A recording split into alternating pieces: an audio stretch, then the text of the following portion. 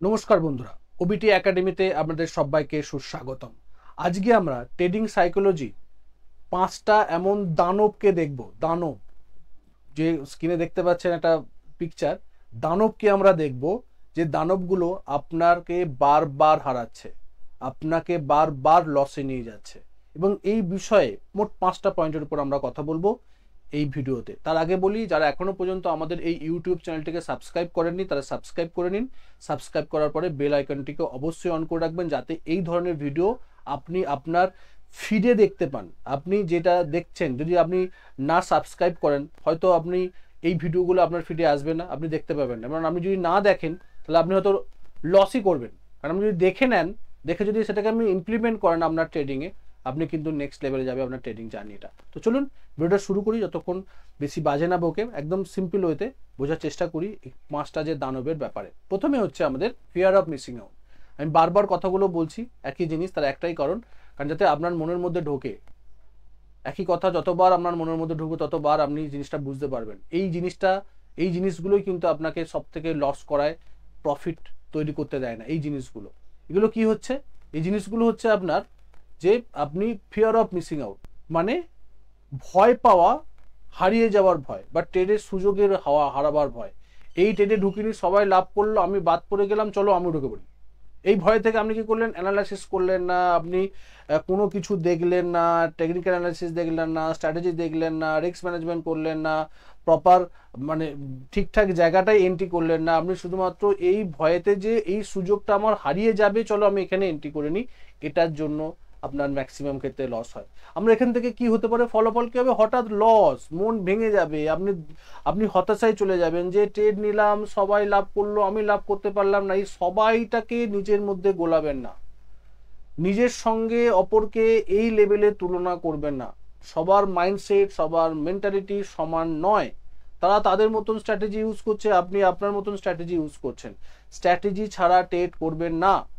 কেউ বলল ভয়েতে, লোভে, এই ভয়েতে যদি আমার মিস হয়ে যায়, এই মিসিংয়ের জন্য আপনি ট্রেডে এন্ট্রি নিলেন, লসই হবে। মুক্তির উপায় কি? নিজেকে সিস্টেমের বাইরে ট্রেড করব না।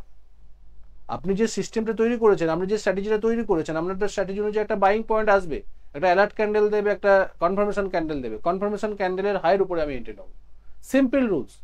ওর বাইরে আমি এন্ট্রি নেবো না। তাতে যা হয় হবে, যে যত পার্সেন্ট প্রফিট বার করুক, আমার কিচ্ছু এসে যায় না। আমার সিস্টেমে এলে তবে আমি ট্রেড নেবো, নাহলে আমি ট্রেড নেবো না। এই মাইন্ডসেটটাকে তৈরি করতে হবে। এই ফোমো থেকে বাঁচতে হবে। সুযোগ মিস হওয়া মানে এটা নয় যে আপনার কাছে আর সুযোগ আসবে না। লট অফ অপরচুনিটি আসবে। মার্কেটে একটা দুটো স্টক নেই। আপনার যে ক্যাপিটালটা সবসময় মনে রাখবেন, আপনার ক্যাপিটালটা সবসময় কমই থাকবে। যত বড়ই ক্যাপিটাল আপনার হোক না কেন, মার্কেটের কাছে সবসময় আপনার ক্যাপিটাল নগণ্য। আপনি সব ট্রেড একসঙ্গে নিতে পারবেন না। 7,000 স্টক আছে, 7,000 স্টকে আপনি ট্রেড নিতে পারবেন, অত টাকা নেই আপনার। এটাকে বুঝতে হবে, মানতে হবে, এবং এই ভয় না পেয়ে, যে এটা মিস হয়ে গেল, এটা না পেয়ে শান্ত অবস্থায়, ধীর অবস্থায়, কুল মাইন্ডে ট্রেড করতে হবে। দেখতে হবে, অ্যানালাইসিস করতে হবে, কনফার্মেশন হবে, তারপরে আমি ট্রেডে এন্ট্রি নেব। তাতে যদি লস হয় লস হবে, লাভ হলে লাভ হবে। সেটা যা হবে সেটা আমি মেনে নেবো। লস তো হবে, ট্রেডিংয়ে লস হবে, লস হওয়াটা ট্রেডিংয়ে স্বাভাবিক, রাইট? নেক্সট যে পয়েন্টটা, সেটাতে আমরা কথা বলবো, সেটা হচ্ছে যে আরো একটু বেশি যদি আমরা দেখি, আরো একটু বেশি থাকলে আরো লাভ করতাম। লোভ, লোভ আমাদেরকে সব সময় খারাপ রাস্তাতে নিয়ে যায়। সে শুধুমাত্র ট্রেডিং না, আমাদের ব্যক্তিগত জীবনও। লোভে পাপ, পাপে মৃত্যু, একটা কথা আছে না? লোভ হলেই পাপ হবে, পাপ হলেই মৃত্যু হবে। তো যেখানে লোভ, সেখান থেকে দূরে থাকতে হবে। আপনার লোভ আপনাকে শেষ করে দেবে। আপনি আপনার টার্গেট পয়েন্টে এসছে, আপনি প্রফিট বুক করে নেবেন, বাট করলেন না। আপনার লোভ আপনাকে করতে দিল না। আপনার লোভ বলছে, আপনার গ্রিড বলছে, প্রাইস যদি এত পার্সেন্ট মুভ দিতে পারে বন্ধু, এরপরে আবার উঠবে, চলো প্রফিট বুক করবো না, আরো উঠুক না, আরো লাভ হবে, আরো উঠুক না, আরো লাভ হবে। 100% রিটার্ন দরকার, 200% রিটার্ন দরকার। এই লোভ যত আপনি করবেন, তত কিন্তু আপনি ডিসিপ্লিন থেকে, ট্রেডিং এর ডিসিপ্লিন থেকে দূরে যাচ্ছেন, ডিসিপ্লিনকে নষ্ট করছেন। আপনি যে সেট করেছিলেন টার্গেটকে, সেটা থেকে বেরিয়ে যাচ্ছেন। আলটিমেটলি গিয়ে কি হবে? নিচেতেই লসেতে আপনি বুক করবেন। আপনার প্রফিট দিয়েছিল আপনার সিস্টেম, আপনি 1:2 বা 1:3 আপনার যা সিস্টেম ছিল, সেই সিস্টেমে আপনার প্রফিট দিয়েছিল, আপনি প্রফিট বুক করলেন না। আপনার ওই লোভ আপনাকে করতে দিল না। মুক্তির উপায় কি? টার্গেট ঠিক করে দিন। আপনি যে সিস্টেমকে ফলো করছেন সিস্টেমকে ফলো করুন। আপনি যে স্ট্র্যাটেজিটা ফলো করছেন সেই স্ট্র্যাটেজির যে এক্সিট পয়েন্ট, সেল করার যে পয়েন্ট, প্রফিট বুক করার যে পয়েন্ট, সেই পয়েন্টে যখনই আসবে প্রাইস তখনই আমি প্রফিট বুক করে নেবো। সিম্পল। তারপরে প্রাইস উপরে গেল না নিচে গেল আমার দেখার দরকার নেই, পরের অপরচুনিটি খুঁজবো। কারণ আমার কাছে লট অফ অপরচুনিটি, আমি একটা ছেড়ে গেলে মানে আর পাবো না এরকম না, লট অফ অপরচুনিটি। আপনি যদি ইন্টারডে করেন সেখানে তো অপরচুনিটি শেষ নেই। সুইং করলেও বিশাল অপরচুনিটি, পজিশনাল করলেও বহু অপরচুনিটি আপনি পাবেন, আপনার রিস্ক অনুযায়ী আপনি বাই করবেন। নো গ্রিড অনলি ডিসিপ্লিন, এই কথাটা লিখে রাখুন। আপনি এটা বড় করে কাগজ নেবেন এবং সেখানে এই মন্ত্রটা লিখে রাখবেন, নো গ্রিড অনলি ডিসিপ্লিন। ডিসিপ্লিনকে মেনটেন করুন, সিস্টেমকে ফলো করুন, প্রফিটকে না। প্রফিটকে ফলো করুন। আমি সবসময় কথা বলি প্রফিট প্রফিট প্রফিট প্রফিট করবেন না, লস লস লস লস করতে করতে লসকে মিনিমাইজ করুন। যত লসকে মিনিমাইজ করবেন তত প্রফিট বাড়বে। প্রফিটের পিছনে ছুটলে প্রফিট আপনার পিছনে ছুটবে। বাট আপনি যদি লসের পিছনে ছোটেন তখন কি হবে, তখন প্রফিট আপনার পিছনে ছুটবে। প্রফিটের পিছনে যদি আপনি ছোটেন লস আপনার পিছনে ছুটবে, আর যদি আপনি লসের পিছনে ছোটেন প্রফিট আপনার পিছনে ছুটবে। প্রফিট আপনার হবেই, কারণ লসকে যত কম করতে পারবেন তত প্রফিট হবে। কারণ share market zero sum game, যত প্রফিট লস যত কম করবেন প্রফিটের পরিমাণ সেই পরিমাণ বাড়বে, রাইট। যদি আমরা দেখি নেক্সট পয়েন্টে, সেটা কি দেখব, সেটা দেখবো যে 3 নম্বর রিভেঞ্জ ট্রেডিং। রিভেঞ্জ ট্রেড করা। আমরা ট্রেডে লস করি এবং আমরা বুঝি যে আমি লস করে গেলাম, চলো আবার একটা ট্রেড নিই, আমি এবারে লাভ করবই করব, লসটাকে উসুল করতেই হবে। এবং পরে যখন ট্রেড নিলো আবার লস করলো, দুটো লস হয়ে গেছে, ওই দুটো ট্রেডের লসকে রিকভার করার জন্য আবার রিভেঞ্জ ট্রেড নিচ্ছে, ট্রেড করব লসকে রিকভার করব। এইভাবে করতে করতে করতে করতে এই রিভেঞ্জ ট্রেডিং এর চক্করে পড়ে একটা চক্রভিউর মধ্যে ফেসে গিয়ে আপনার আলটিমেটলি যা ক্যাপিটাল ছিল সব শেষ হয়ে যায়, বড় একটা লস হয়ে যায়। যেখানে আপনার অল্প লস হওয়ার কথা ছিল, যেখানে অল্প লস হয়ে আপনি বেরিয়ে গেছেন, সেখানে অন্য কোনো স্ট্র্যাটেজি চিন্তা করে প্রপার স্ট্র্যাটেজি মেনটেন করে ট্রেড নেওয়ার দরকার ছিল, আপনি সেটাকে না করে আপনি কি করলেন, রিভেঞ্জ ট্রেড নিলেন, অ্যাকাউন্ট শেষ।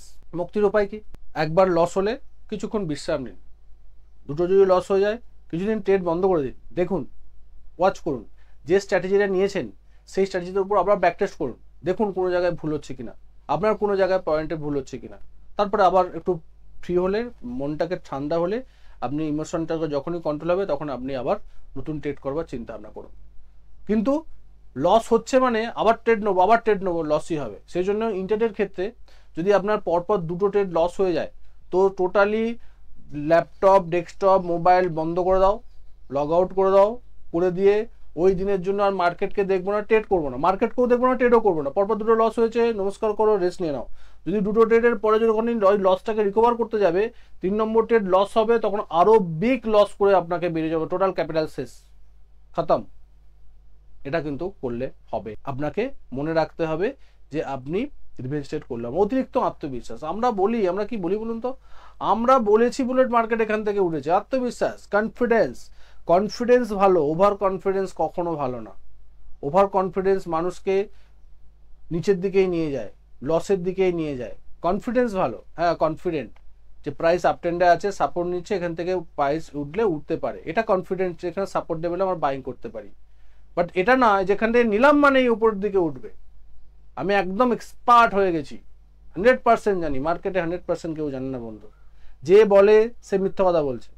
কারণ মার্কেট হচ্ছে এমন একটা জায়গা যেখানে আপনাকে প্রতিনিয়ত কিছু শিখতে হয়, এটা একটা কন্টিনিউয়াস লার্নিং প্রসেস।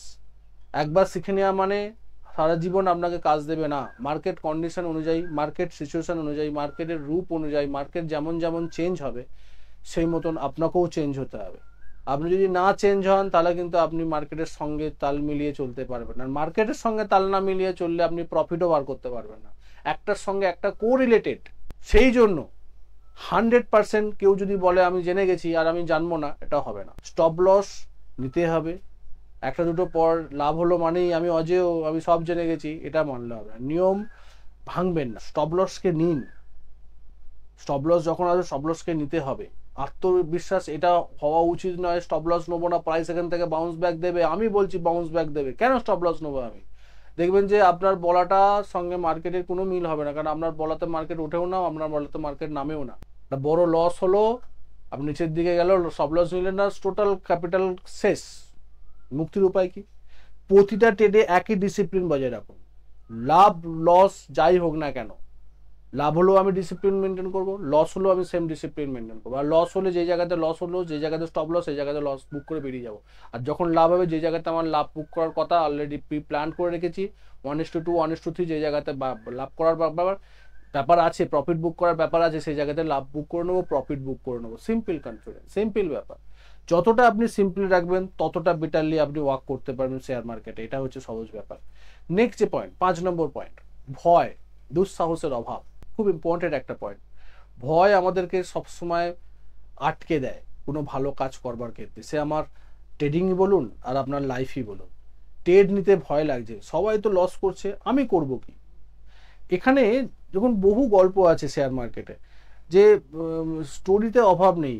আমি এত টাকা নিয়ে ট্রেড করেছিলাম, 10 বছর মার্কেটে আছি, আমি লাভ করতে পারিনি, লসই করেছি, শেয়ার মার্কেট খারাপ, শেয়ার মার্কেট। এই যে গল্প আপনাকে বাধা দেবে, ভয় দেখাবে যে ওরা লাভ করতে পারছে না, এরকম সবাই করে। যারা নতুন ট্রেডিং করতে আছে তাদের মুখে মুখে একটা কথাই থাকে, সবাই লস করে, আমি কি করে লাভ করতে পারবো?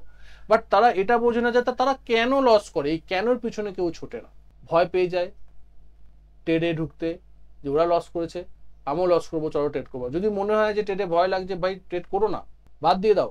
এই প্রফেশনটা সবার জন্য নয়। আমি জোর করে ট্রেড করব না, যদি ট্রেড করতে হয় শিখে ট্রেড করব, কনফিডেন্সের সঙ্গে ট্রেড করব, কনফিডেন্সকে হারাবো না। লস করলে লসটাকে মানতে শিখবো, ডিসিপ্লিনড হব। যখনই আপনার মনে হবে যে ট্রেড নিতে গিয়ে আপনার ভয় লাগছে ট্রেড নেওয়ার ক্ষেত্রে, তখন আপনি কি করতে পারেন? আপনি পেপার ট্রেড করতে পারেন। বাট আমি সবসময় বলি, যদি কোনো নতুন স্ট্র্যাটেজি ইউজ করেন, ধরুন আপনি কোনো নতুন জিনিস করছেন আর একটা পুরোনো জিনিস করছেন, দুটোর মধ্যে পার্থক্য থাকে। নতুন জিনিসে আপনি জানেন না, কিন্তু পুরোনো জিনিসটা আমরা করে করে আপনি হ্যাবিচুয়েট হয়ে গেছেন। যখন কোনো নতুন জিনিস নিজের মধ্যে ডেভেলপ করতে হয়, তখন অল্প অল্প ছোট ছোট পজিশন দিয়ে ডেভেলপ করতে হয়। ধরুন আপনি একটা নতুন স্ট্র্যাটেজি ইউজ করছেন, সেখানে আপনাকে 21 ট্রেডিং টায়ার রুলসকে মেনটেন করতে হবে। প্রথম 21টা 20-21টা ট্রেড আপনি ছোট ছোট অ্যামাউন্ট, 50 টাকা 100 টাকা দিয়ে ট্রেড করুন, ছোট ছোট রিস্ক নিন। এতে কি হবে? এতে আপনার বুঝতে পারবেন আপনি যে আপনার সেই স্ট্র্যাটেজিটার সম্বন্ধে, আপনার ইমোশনগুলোর সম্বন্ধে, সেই স্ট্র্যাটেজিটা ইউজ করবার ক্ষেত্রে কি কি ইমোশন আপনার মতের মধ্যে কাজ করছে, জার্নাল করুন, করে আপনি দেখুন, বুঝুন, অ্যানালাইসিস করুন, সাকসেস রেট দেখুন, আপনার ইমোশনকে কন্ট্রোল করবার কতটা কন্ট্রোল করতে পেরেছেন সেটা দেখুন, তারপরে আপনি ট্রেডে এন্ট্রি নিন। আর যদি তাতেও আপনার সমস্যা হয়, প্রথমে ডেমো ট্রেড করুন, পেপার ট্রেড করুন, তারপরে করুন। আপনার অ্যানালিসিসে বিশ্বাস করুন, ভয় পাবেন না। ভয়েতে কখনো কিচ্ছু হয় না।